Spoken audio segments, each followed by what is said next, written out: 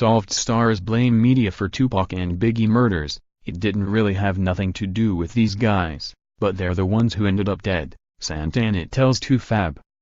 At least two of the stars of USA's new show Unsolved, the murders of Tupac and Notorious B.I.G. stars believe Tupac and Biggie may have survived to this day if the media hadn't created a beef between East Coast and the West Coast rappers.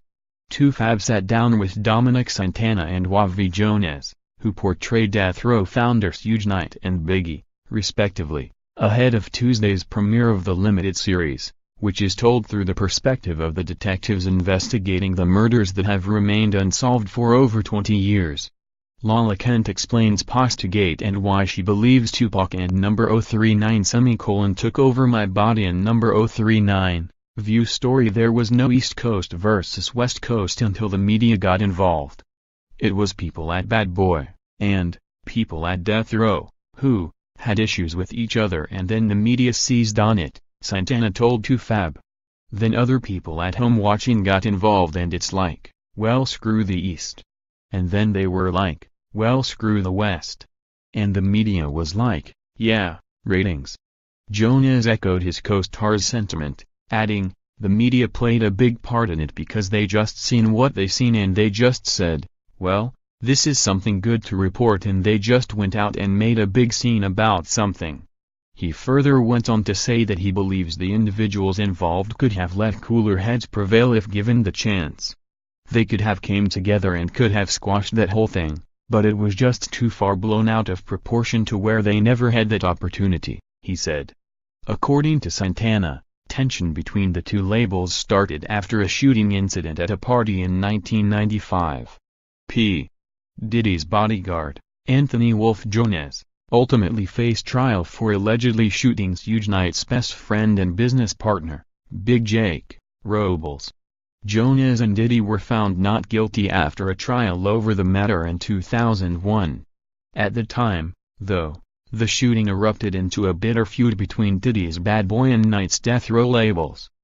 Tupac and Notorious B.I.G. kind of became the faces or the mascots of the whole beef, but you get to see that the beef wasn't even really between them, Santana told TooFab.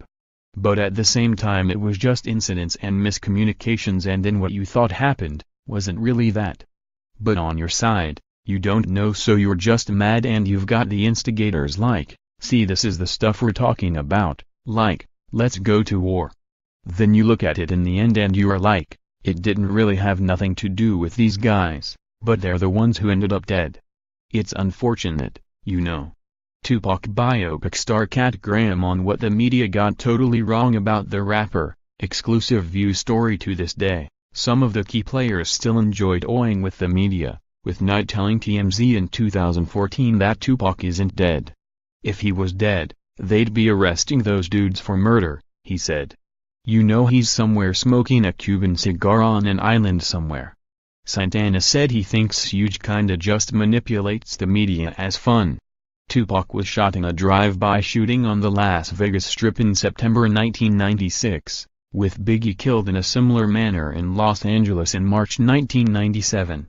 Since then, many fans have sworn that the music industry was forever changed with the losses of two such monumental figures in the rap community. Santana and Jonez also lay the finger of blame on the industry itself. I think we've actually had opportunities to have these artists like this, but the music industry shuns those people, Santana told TooFab, adding that music has been dumbed down a lot. You have old guys making decisions that don't really have their thumb on the heartbeats of the music anymore, Santana continued. It's just a factory. It's become fast food. Jonez thinks everybody sounds the same. Music back in the day had its own identity, he said. They're all sounding the same, and it's like they stay in the same studio and just rap the same lyrics over and over again.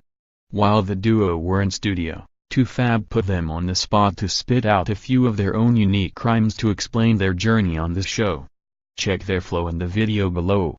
View photos. Getty. From the street to the stage, 17 Cool AF Grammy nominees.